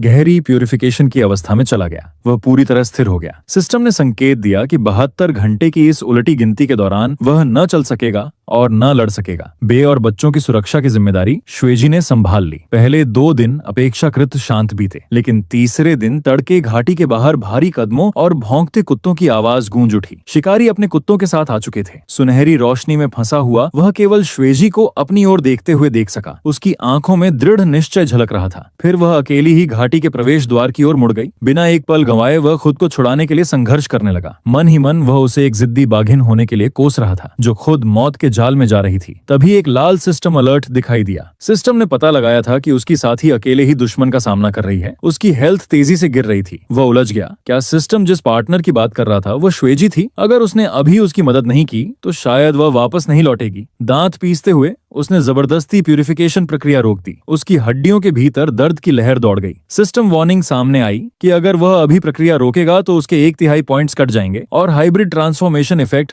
हमेशा के लिए समाप्त हो जाएगा। इसके बाद वह केवल पूर्ण बाघ और पूर्ण मानव रूप के बीच ही बदल सकेगा, लेकिन उसे परवाह नहीं थी। अंक वापस मिल सकते थे, जीवन नहीं। सुनहरी रोशनी गायब हो गई। वह दर्द से कराहते हुए अपने पैरों पर खड़ा हुआ। उसके अंक घटकर 2000 रह गए। उसका लेवल अभी भी 8 था, लेकिन ट्रांसफॉर्मेशन एबिलिटी आखिरकार सक्रिय हो चुकी थी। वह घाटी से बाहर भागा। उसने देखा कि श्वेजी खून से लथपथ थी और शिकारियों से बचने के लिए संघर्ष कर रही थी। 2 शिकारी पहले ही जमीन पर बेसुध पड़े थे। बाकी शिकारी बेरहमी से हमला कर रहे थे। श्वेजी लड़खड़ा रही थी और मुश्किल से खड़ी थी। उसी समय एक शिकारी ने शॉटगन उठाई और सीधे उसके सिर पर निशाना साधा। उसी क्षण उसके भीतर कुछ टूट गया। उसने पहली बार ट्रांसफॉर्मेशन एबिलिटी सक्रिय की। उसकी हड्डियां चटकने लगीं, उसका शरीर बदलने लगा और उसके बाल झड़ने लगे। घने कोहरे के बीच एक लंबा, मजबूत और लंबे बालों वाला युवक आगे की ओर झपटा। उसने भयानक ताकत से मुक्का मारा। वार सीधे शिकारी की छाती पर लगा। वह 3 मीटर पीछे उड़कर एक पेड़ से टकराया और बेहोश होकर गिर पड़ा। बाकी 2 शिकारी सदमे में जम गए। उन्होंने शायद पहले कभी किसी बाघ को इंसान में बदलते नहीं देखा था, और सच कहूं तो इसमें उनकी कोई गलती भी नहीं थी। श्वेजी भी अपनी जगह पर जम गई। उसकी आंखें अविश्वास से फैल गईं। वह मन ही मन बुदबुदाई कि उसने अपना पहला रूपांतरण इतनी आसानी से कैसे कर लिया। उसे याद आया कि अपने पिछले जीवन में ऐसा करने में उसे 2 साल लगे थे, लेकिन उसके पास ये सब सुनने का समय नहीं था। उसने तुरंत गिरी हुई बंदूक उठा ली। पिछले जन्म का मिलिट्री ट्रेनिंग उसके दिमाग में ताजा हो गया। उसने कुशलता से बंदूक लोड की और बचे हुए शिकारियों पर निशाना साधा। ठंडी और शिकारी निगाहों से उन्हें घूरते हुए वह खड़ा रहा। दोनों शिकारी डर के मारे मुड़े और घने जंगल में भाग गए। बंदूक एक तरफ फेंकने के बाद उसने घायल श्वेजी को अपनी बाहों में उठा लिया। उसने उसके सुनहरे फर पर पड़े गहरे घावों को देखा। कुछ अटपटे ढंग से उसने सिर झुकाकर उसके घावों को चाटना शुरू किया। उसे याद था कि एक बार श्वेजी ने अपनी लार से उसके घाव भरे थे, लेकिन वह मुश्किल से 2-4 बार ही ऐसा कर पाया था कि श्वेजी ने कमजोर आवाज में उसे डांट दिया। उसने साफ कहा कि वह इस समय मानव रूप में था। क्या उसे इस तरह चाटना घिनौना नहीं लग रहा था? तभी उसे अपनी वर्तमान स्थिति की बेतुकी सच्चाई समझ आई। एक बिना कमीज का आदमी गोद में एक बाघिन लिए उसके घाव चाट रहा था। सीधे शब्दों में कहें तो यह दृश्य आंखों के लिए कुछ ज्यादा ही था। शर्मिंदा होकर वह तुरंत अपने बाघ रूप में वापस आ गया और उसकी चोटों का ठीक से इलाज करने लगा, जब तक उसकी सांसें स्थिर नहीं हो गईं। सिस्टम ने पुष्टि की कि उसकी हालत बिगड़ना बंद हो गई है। तब जाकर उसने राहत की सांस ली। उसके थोड़ा ठीक होने के बाद वह युद्ध क्षेत्र की जांच करने लगा। 2 शिकारी मारे जा चुके थे, बाकी भाग गए थे। एक शव पर उसे एक नक्शा मिला। उसमें जंगल के अलग अलग लक्ष्यों को चिन्हित किया गया था, भेड़ियों, भालुओं और बाघों के ठिकाने। लेकिन एक स्थान लाल खोपड़ी के चिन्ह और एक डरावने नोट से चिन्हित था, tiger king hideout, reward 5 lakh. श्यूजी ने नक्शे पर नजर डाली। अचानक उसका शांत चेहरा गंभीर हो गया। उसने फुसफुसाकर कहा कि यह वही जगह है जहां उसके पिछले जन्म का ठिकाना हुआ करता था। वह पूरी तरह स्तब्ध रह गया। यानी यह स्वयं व्हाइट टाइग्रेस महारानी का इलाका था। ऐसा लग रहा था कि इन शिकारियों को कोई पर्दे के पीछे से निर्देश दे रहा था, क्योंकि सामान्य लोग टाइगर किंग के खिलाफ साजिश रचने की हिम्मत नहीं करते। और फिर वह खोपड़ी का चिन्ह,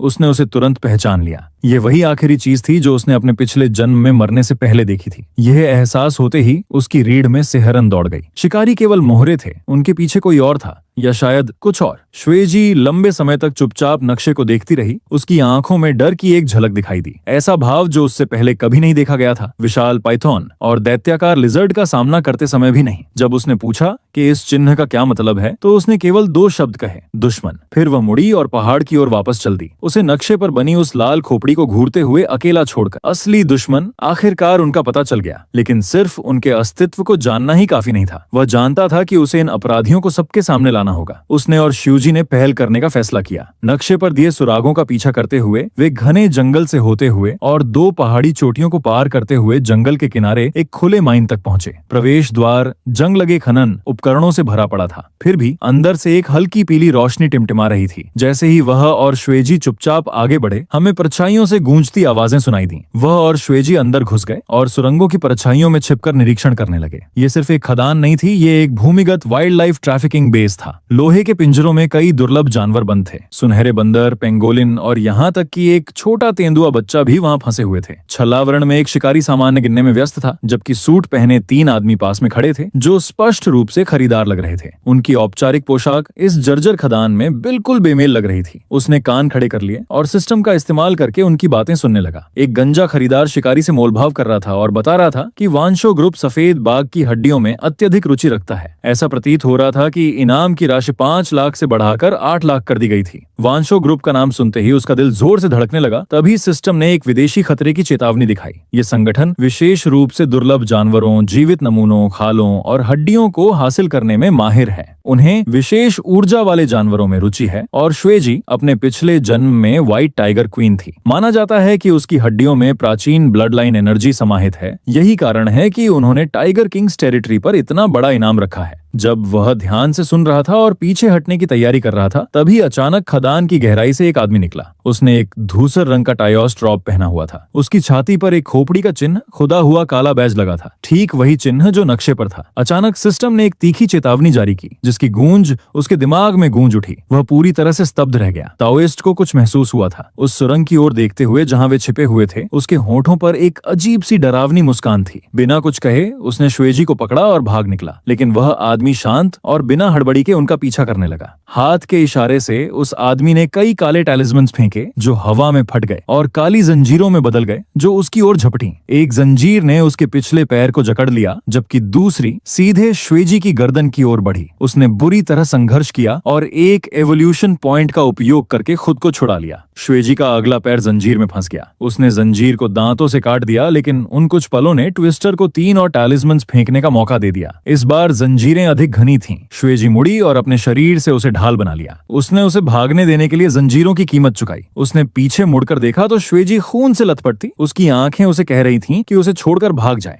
आवेश में आकर वह वापस भागना चाहता था, लेकिन सिस्टम ने चेतावनी दी कि दुश्मन का लेवल बहुत अधिक है। अब लड़ाई निश्चित मौत थी। उसने दांत पीसकर भागना शुरू किया और ताओइस्ट की भयानक हंसी और शिवजी की चीखें सुरंगों में गूंज उठीं। वह घायल और थका हुआ घाटी में वापस आया और जमीन पर गिर पड़ा। आधे घंटे बाद हमने देखा कि श्वेजी भी लौट आई थी। वह खून से लथपथ थी। जंजीरों के गहरे घावों से उसके बाल फटे हुए थे और वह दर्द से लंगड़ा रही थी। उसने बताया ताओइस्ट ने उसे मारा नहीं था, वह उसे जिंदा रखना चाहता था। जब उसका ध्यान कहीं और था तब वह भाग निकली थी। उसने जल्दी से उसके घावों पर मरहम लगाना शुरू कर दिया और एवोल्यूशन पॉइंट्स का इस्तेमाल करके उसे ठीक करने लगा, क्योंकि सिस्टम ने पुष्टि की थी कि उसका स्वास्थ्य धीरे धीरे सुधर रहा है। जब उसके घाव स्थिर हो गए तो उसने सिस्टम की जांच की और देखा कि विंग आइकॉन के अनलॉक होने की प्रगति 1% से बढ़कर 30% हो गई है। अनलॉक करने की शर्त आखिरकार सामने आ गई। उसे एक मिरियड बीस्ट सिस्टम होल्डर को मारना था। यह जानकर वह स्तब्ध रह गया। लेवल 15 के टाओइस्ट को मारना आत्महत्या जैसा लग रहा था, लेकिन तभी सिस्टम में एक नई सूचना आई। पता चला कि दुश्मन का सिस्टम भी समान सिस्टम से ऊर्जा अवशोषित करके लेवल अप कर सकता है। दूसरे शब्दों में टाओइस्ट उनका भी शिकार कर रहा था। उसकी रीढ़ की हड्डी में सिहरन दौड़ गई। यह लाइफ एंड डेथ का खेल था जहां केवल एक ही बच सकता था, या तो वह लेवल अप करने के लिए मारे या दुश्मन का ईंधन बन जाए। लेवल 8 वर्सेस लेवल 15, अंतर बहुत बड़ा था। और फिर भी जैसा कि हम जल्द ही देखेंगे, हालात और भी बदतर होने वाले थे, क्योंकि छोटी पर एक आकृति दिखाई दी। चांदनी में धूसर रंग का घुमावदार चोगा स्पष्ट रूप से दिखाई दे रहा था, जिसमें एक कॉम्पस था जो सीधे उनकी ओर इशारा कर रहा था। उस आदमी के होठों पर वही भयानक मुस्कान आ गई और उसने फुसफुसाते हुए कहा, मिल गया। हमारे नायक के शरीर के सारे बाल खड़े हो गए। उस कमीने ने उम्मीद से कहीं ज्यादा तेजी से उनका पीछा किया था। उसने जल्दी से श्वेजी और तीनों बच्चों को जलमार्ग में छिपा दिया और उन्हें घाटी के पीछे छिपी नदी से पीछे हटने का आदेश दिया। श्वेजी एक पल के लिए हिचकिचाई। उसकी आंखों में चिंता भरी थी। तभी 5 शिकारी तैयार बंदूकों के साथ घाटी को घेर कर आ गए। उसने शांत भाव से इलाके का जायजा लिया और मन ही मन एक योजना बनाई। घाटी का प्रवेश द्वार संकरा था, एक बार में सिर्फ 2 आदमी ही जा सकते थे, इसलिए उसने दरारों में जाल बिछा दिए। उसने उन्हें टहनियों और पत्तों से सावधानी पूर्वक छिपा दिया। पहले मुकाबले के लिए वह मानव रूप में परिवर्तित हुआ और हमला कर दिया। नंगे बदन वह धुएं के बीच से शिकारियों पर झपटा। घबराकर उन्होंने कई गोलियां चलाई, लेकिन एक भी चूक गई। श्वेजी ने किनारे से उन पर घात लगाकर हमला किया, एक को गिरा दिया और दूसरे को मुक्के से ढेर कर दिया। 2 आदमी पल भर में ढेर हो गए। ताओइस्ट ने केवल उपहास किया और कई काले टैलिस्मन्स फेंके, जो जमीन पर गिरते ही घने काले कोहरे में बदल गए। कोहरा तेजी से पूरे इलाके में फैल गया। पूरी घाटी में सिस्टम अलर्ट चमक उठा। जानवरों को फंसाने वाला फॉर्मेशन अब सक्रिय हो गया था। इस क्षेत्र में सभी जानवरों की गति और शक्ति 30% कम हो गई। अचानक उसका शरीर पत्थर की तरह भारी हो गया। उसके अंग कमजोर हो गए, जिससे खड़ा होना भी मुश्किल हो गया। उसके बगल में श्वेजी कांप रही थी, क्योंकि उसके फर पर सुनहरी रोशनी फीकी पड़ने लगी थी। ताओवादी योंगयांग व्यंग्य करते हुए उनकी ओर बढ़ा और हमारी दोनों छोटी बिल्लियों को अच्छे बनने और बलिदान के रूप में अपने भाग्य को स्वीकार करने के लिए कहा। उसके भीतर अवज्ञा की लहर दौड़ गई और उसने अपने दांत भींच लिए। उसके पीछे वह रास्ता था जिससे माँ बाघिन और बच्चे पीछे हटे थे। उसके बगल में घायल श्वेजी खड़ी थी और वह जानता था कि वह यहाँ हार नहीं मान सकता। अचानक सिस्टम ने उसकी इंटेंस इमोशन स्थिति का पता लगा लिया। एक छिपी हुई स्किल गार्डियन स्टार सक्रिय हो गई, जिससे एक नया स्किल ब्लू डिवॉरिंग अथॉरिटी अनलॉक हो गया। 500 अंकों के लिए यह 3 मिनट के लिए सभी नेगेटिव स्टेटस को अनदेखा कर देगा। उसने तुरंत उसे सक्रिय कर दिया। 1 सेकंड बाद उसका पूरा शरीर हल्की लपटों से घिर गया। गहरा कोहरा ऐसे गायब हो गया मानो उसका सामना उसके प्राकृतिक शत्रु से हुआ हो और आग ने जानवरों को फंसाने वाली फॉर्मेशन को चीर डाला। शक्ति के विस्फोट को महसूस करते हुए उसने एक ही झटके में शेष फॉर्मेशंस को चकनाचूर कर दिया। प्रहार! वह आदमी दहशत से पीछे हट गया। असंभव! वह चिल्लाया। तुम्हारा विकास तो न के बराबर हुआ है। तुम्हारे पास इतनी ताकत कैसे हो सकती है? बात करने का समय नहीं था। जैसे ही 3 मिनट की काउंटडाउन शुरू हुई, वह बाकी बचे 3 शिकारियों पर पलक झपकते ही टूट पड़ा। अपनी इस शक्ति से परिपूर्ण अवस्था में उसकी गति बेतहाशा थी। हर आदमी पर एक प्रहार और सिर्फ 3 सेकंड में 5 शरीर जमीन पर पड़े थे। केवल ताओइस्ट बचा था। हताश होकर उसने अपने सारे टैलिस्मन्स फेंक दिए। अपने शरीर में एकत्रित सारी एनर्जी को बाहर निकाल दिया। वह डार्क एनर्जी एक विशाल स्केलेटन फैंटम में बदल गई, जो उसके आकार से 3 गुना बड़ा था। वह एक बड़े मुंह के साथ झपटा, लेकिन वह जरा भी नहीं हिला।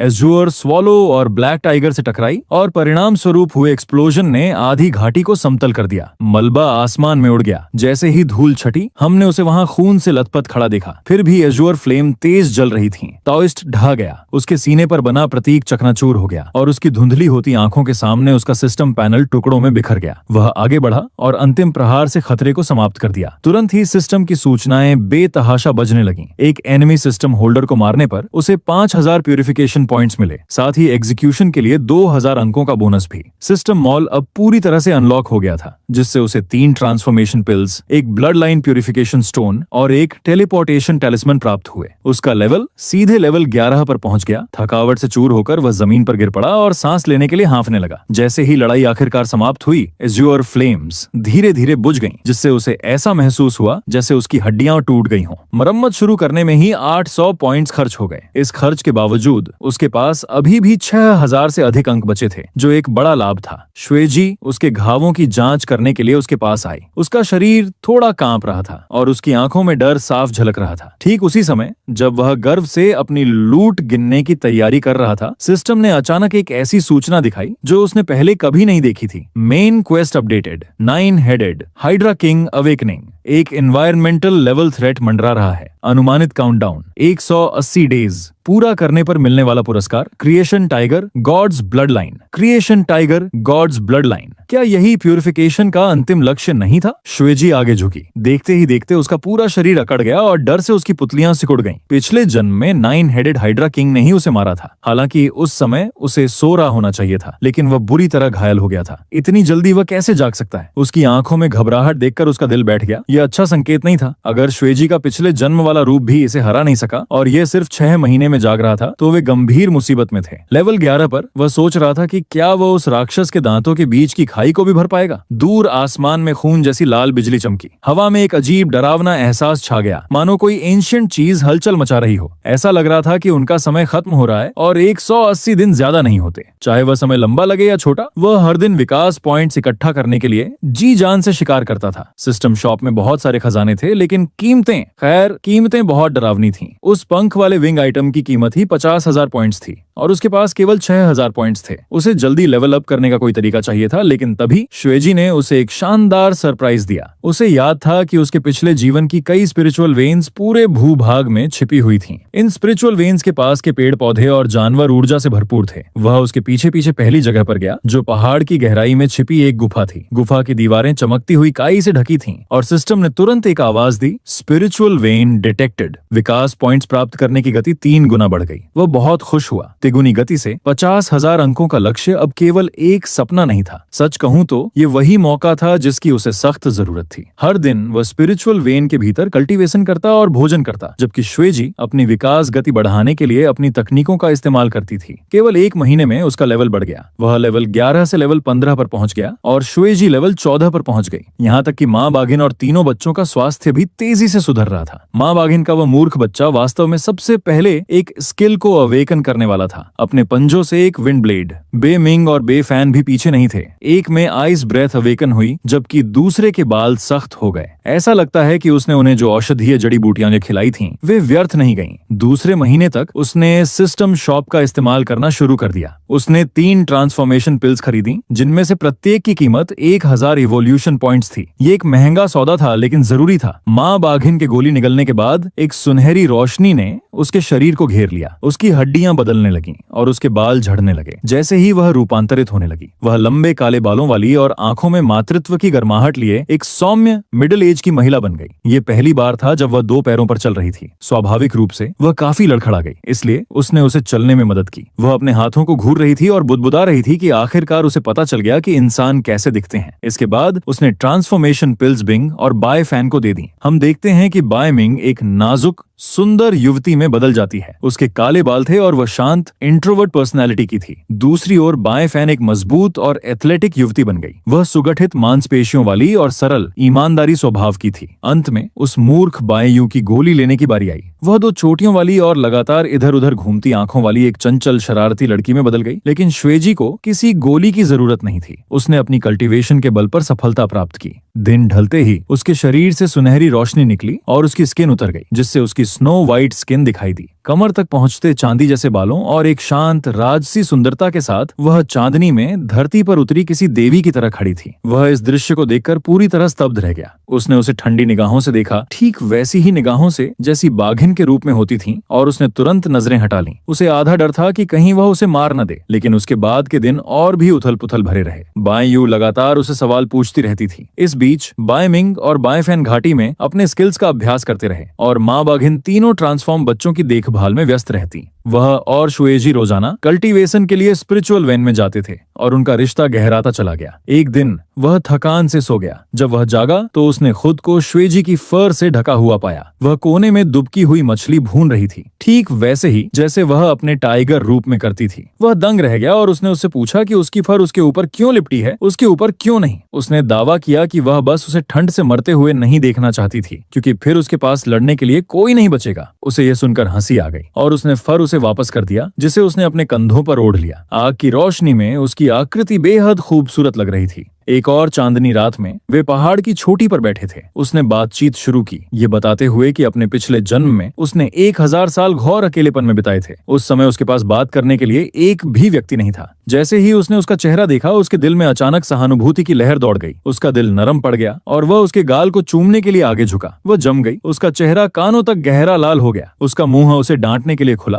फिर भी शब्द नहीं निकले। इसके बजाय उसकी सफेद पूंछ सहज रूप से उसकी पूंछ से लिपट गई। वे पूरी रात चुपचाप बैठे रहे, एक साथ चांद को देखते रहे। कोई शब्द नहीं बोला गया, लेकिन वह खामोशी किसी भी बातचीत से कहीं अधिक कह गई। जैसे जैसे दिन बीतते गए, 180 दिनों की काउंटडाउन करीब आती गई। उसने जुनून की तरह अभ्यास किया। वह लेवल 18 पर पहुंच गया, जबकि शुएजी लेवल 17 पर पहुंच गई। आखिरकार सिस्टम शॉप में पंख अनलॉक हो गए। उसने फ्रॉस्ट रॉक विंग्स पाने के लिए 50,000 पॉइंट्स खर्च किए। जब उसने उन्हें खोला तो वे 5 मीटर तक फैल गए और उनमें हल्की घोंसली फ्लेम्स जलने लगीं। उसने उड़ने की कोशिश की और लगभग एक दुर्घटना में गिरते गिरते बचा। नियंत्रण सीखने से पहले उसने कई बार पेड़ों के बीच उड़ान भरने और अपने विंग्स को कंट्रोल करने का अभ्यास किया। कई कई बार वह पेड़ों से टकराया, कई बार लगभग नीचे गिर पड़ा, लेकिन धीरे धीरे उसकी पकड़ मजबूत होती गई। 3 महीने बाद हाइड्रा किंग होंग आखिरकार जाग उठा। उस दिन पूरा आसमान बदल गया। काले बादलों ने सूरज को ढक लिया और बादलों के बीच से 9 विशाल सर्पेंट हेड बाहर निकले। ऐसा लग रहा था मानो कोई प्राचीन दानव दुनिया को ऊपर से नहीं बल्कि नीचे झांक कर देख रहा हो। हर सिर की आंखों का रंग अलग था, जलती हुई लाल, बर्फ जैसी नीली, बिजली जैसी बैंगनी, हवा जैसी हरी, धरती जैसी पीली, प्रकाश जैसी सफेद, अंधकार जैसी काली और स्पेस एलिमेंट जैसी चांदी। उसी समय सिस्टम ने चेतावनी जारी की, danger level behind evaluation. System ने तुरंत रिट्रीट करने की सलाह दी, लेकिन वह पीछे हटने वाला नहीं था। उसने बाई को तीनों बच्चों के साथ प्रोटेक्टिव फॉर्मेशन के अंदर छिपने का आदेश दिया। चारों का काम सपोर्ट अरे को सक्रिय रखना था, जबकि वह और श्वेजी सीधे हाइड्रा का सामना करने वाले थे। उसने फ्रॉस्ट रॉक विंग्स फैला दिए। उसके पीछे श्वेजी खड़ी थी, जिसका पूरा शरीर पवित्र गोल्डन लाइट से चमक रहा था। अगले ही पल हाइड्रा के 9 सिर एक साथ गरजे। आग, बर्फ, बिजली और झर की बारिश पूरे युद्ध क्षेत्र पर टूट पड़ी। वह तेजी से चकमा देता रहा और अपने डिफेंसिव स्किल की मदद से कई हमलों को झेल गया। इसी बीच श्वेजी सीधे फायर हेड पर झपटी और उसके शल्कों को चीर डाला। दर्द से हाइड्रा बुरी तरह तड़प उठा और जलती हुई ज्वालाएं चारों ओर फैल गईं। उसने इसी मौके का फायदा उठाया और आइस हेड पर हमला कर दिया। उसकी गर्म ऊर्जा ने बर्फीले कवच को पिघला दिया, लेकिन समस्या यह थी कि हाइड्रा के सभी सिर एक दूसरे के साथ परफेक्ट कोऑर्डिनेशन में काम कर रहे थे। अचानक बिजली आसमान से गिरी, धमाका। वह सीधे जमीन पर जा गिरा और एक विशाल गड्ढा बन गया। उधर जहरीली धुंध ने श्वेजी को भी पीछे धकेल दिया। वह खून से लथपथ उठ खड़ा हुआ और हीलिंग के लिए प्यूरिफिकेशन पॉइंट्स खर्च करने लगा। उसे समझ आ गया था कि केवल ब्रूट फोर्स से जीतना असंभव है। उसे पहले सबसे खतरनाक सिरों को डिसेबल करना होगा। तुरंत उसने सिस्टम शॉप से एक स्पेशल लॉक चार्म खरीदा। कीमत थी 2000 प्यूरिफिकेशन पॉइंट्स। बहुत महंगा, लेकिन कोई और विकल्प नहीं था। हाइड्रा के अगले हमले के दौरान उसे एक मौका मिला। उसने चार्म को सीधे स्पेशल हेड पर चिपका दिया।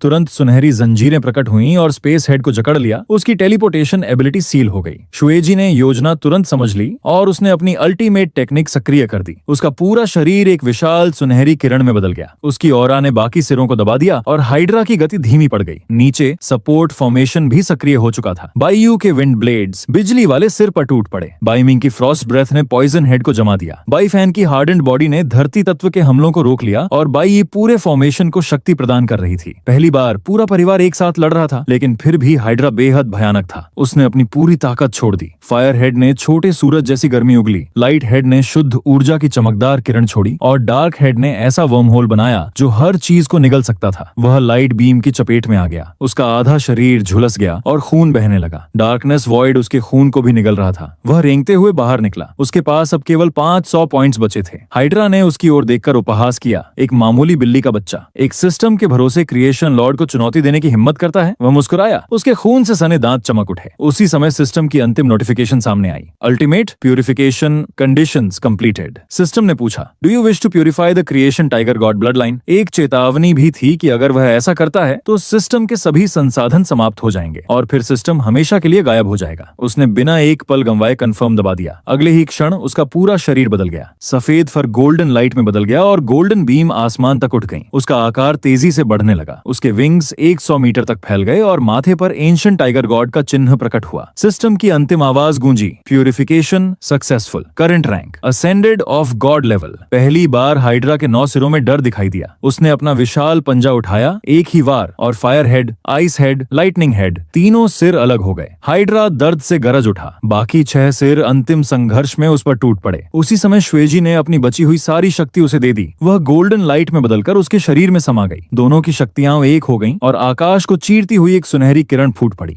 वह उस प्रकाश के बीच से निकला और एक एक करके हाइड्रा के बाकी सिरों को भी नष्ट करता चला गया। अंत में केवल स्पेशल हेड बचा। वह भी कमजोर पड़ चुका था। मरने से पहले हाइड्रा ने अविश्वास से भरी अंतिम दहाड़ लगाई। उसे विश्वास नहीं हो रहा था कि एक परिवार ने मिलकर उसे हरा दिया। फिर धम, अंतिम सिर भी फट गया। हाइड्रा किंग होंग हमेशा के लिए समाप्त हो गया। रक्त की वर्षा आसमान से बरसी। युद्ध खत्म हो चुका था। सिस्टम की अंतिम नोटिफिकेशन सामने आई, main mission completed, gluttony god system reached its end. System ने उन्हें अंतिम आशीर्वाद दिया, तुम दोनों को असंख्य लोकों में शाश्वत फ्रीडम प्राप्त हो। और फिर पूरा इंटरफेस प्रकाश के टुकड़ों में बिखर गया। सिस्टम हमेशा के लिए गायब हो गया। श्वेजी उसकी बांह में आ गई। उसने पूछा, क्या तुम्हें कोई पछतावा है? उसने मुस्कुराकर सिर हिला दिया। अब उसके पास कोई सिस्टम नहीं था, लेकिन उसके पास शुएजी थी और वही उसके लिए सबसे बड़ी शक्ति थी। पहली बार शुएजी के चेहरे पर एक नरम मुस्कान आई। उस रात दोनों चांदनी के नीचे साथ बैठे। जब उसने मजाक में ह्यूमन लव के बारे में सिखाने की बात कही तो शुएजी का चेहरा तुरंत लाल हो गया और उसने उसे कई मीटर दूर धक्का दे दिया। हाँ, थकी हुई होने के बावजूद भी वह अभी भी काफी शक्तिशाली थी। वह धूल से सना हुआ वापस रेंग कर आया और उसे अपनी बाहों में उठाकर अंदर ले गया। दूर से हमें मूर्ख बाइयों की चिढ़ाने वाली सीटी की तेज आवाज सुनाई दी। मिंग और फैन ने अपनी आंखें ढक लीं, मानो कुछ देखा ही न हो। 3 महीने बाद एक छोटा सा शांतिपूर्ण विलेज बस गया था। घाटी में बाइयों ने विलेज चीफ की भूमिका संभाली और ट्रांसफॉर्म जानवरों का प्रबंधन किया। हालांकि वह अपना अधिकांश समय छोटी मोटी शरारतें करने में व्यतीत करती थी। मिंग को पढ़ने का शांत जीवन पसंद था, जबकि बाएं फैन भारी श्रम का काम संभालती थी। इस बीच वह और शिवजी पहाड़ की चोटी पर एक साथ बैठे थे। ढलते सूरज की रोशनी से उसके चांदी जैसे बाल सुनहरे रंग में चमक रहे थे, जिससे वह किसी सजीव चित्र जैसी लग रही थी। उसने उसकी ओर देखा और श्वेजी ने भी उसकी निगाहों में देखा। वे एक आरामदायक मौन में बैठे रहे, जो शब्दों से कहीं अधिक कह रहा था। शाम की हवा जंगल से बह रही थी, दूर से आती कुछ चीखों को अपने साथ ले जा रही थी। उस बदमाश ने शायद और भी शरारत की थी और उसने मुस्कुराते हुए बस अपना सिर हिलाया। श्वेजी ने अपना सिर उसके कंधे पर टिका दिया और वे आकाश को देखने लगे। एक कमजोर टाइगर कुछ से गॉड लेवल अस्तित्व बनने तक का सफर लंबा और खून खराबे से भरा था, लेकिन परिवार और साथी के साथ वह जानता था कि यह सब वर्थ इट था।